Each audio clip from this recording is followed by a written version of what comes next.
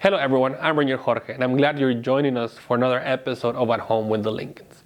Abraham Lincoln made many important decisions from his home that affected his personal life and political career. From the comfort of home, Abraham Lincoln spent time putting his ideas in writing.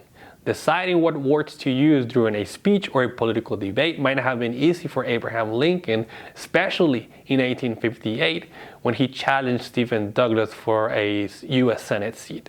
As we shall see, Abraham Lincoln's decision to run against Stephen Douglas set him on the path to the presidency.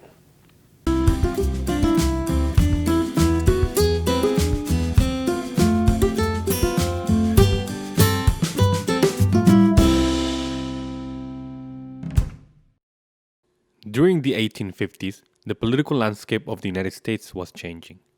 The Whig Party was being torn apart by slavery, while a new party was on the rise, the Republican Party. With the fall of the Whig Party, Lincoln joined the Republicans in 1856. By 1858, Lincoln's popularity among Illinois Republicans was on the rise, and when the time came to nominate a candidate to challenge Stephen Douglas, Lincoln was the unanimous choice.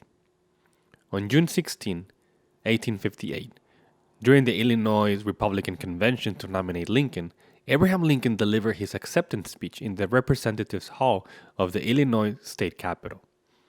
During his speech, Lincoln laid out his vision for the United States. By claiming that a house divided against itself cannot stand, Lincoln explained, "I believe this government cannot endure permanently half slave, half free. I do not expect the Union to be dissolved. I do not expect the house to fall, but I do expect it will cease to be divided. It will become all one thing or all the other."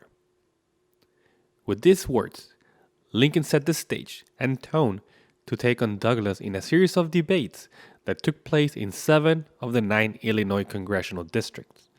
The first debate was on August 21st, 1858, in Ottawa, Illinois, followed by Freeport, Jonesboro, Charleston, Galesburg, Quincy, and finally at Alton on October 15, 1858. For Abraham Lincoln, as a Republican, some of these debates were the first time he had to be in front of an audience that aligned primarily with the Democratic platform. These debates were also Abraham Lincoln's first time in a debate format where he had to respond immediately to Douglas's questions. I can just imagine Abraham Lincoln sitting here, getting all his notes together in order to prepare for these debates. Each debate was unique in setting, but the conversation revolved around 2 issues: the future of the institution of slavery in the United States and who was included in the vision of liberty and freedom laid out by the Founding Fathers in 1776. For the thousands of people who witnessed the Lincoln and Douglas debate, one thing became clear in 1858. Lincoln and Douglas offered them 2 distinct alternatives for the future of slavery in this country. You either align with those who believe, such as Lincoln, in the ultimate extinction of slavery by stopping the spread of it, or with those who believe that new states in the West should have the right to choose freedom or slavery, a term Stephen Douglas referred to as popular sovereignty. When the discussion turned to the meaning of liberty and freedom, these 2 Illinois attorneys offered their own interpretation of the Declaration of Independence. For Abraham Lincoln, the Founding Fathers consider all men created equal. Equal in certain inalienable rights, among which are life, liberty, the pursuit of happiness. This they said, and this they meant. In Douglas's mind, the signers of this document made no reference of African Americans when they declare all men to be created equal. According to Douglas, I hold that the Negro is not and ought never be a citizen of the United States. I hold that this government was made on the white basis, by white men, for white men, and their posterity forever. With hindsight on our side, these debates also demonstrate how Lincoln dwelled with the vision he proposed. It was not perfect.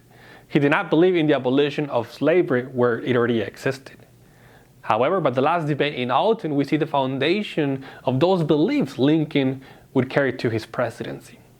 As history tells us, the outcome of the U.S. Senate race in 1858 was not what Lincoln hoped. He and his ideas lost. However, his House-divided speech, his debates, and the vision he proposed for this country resonated throughout this country in the years that follow. As we shall see in future videos, in 1860, the Republican Party will look back to Illinois to nominate their next presidential candidate.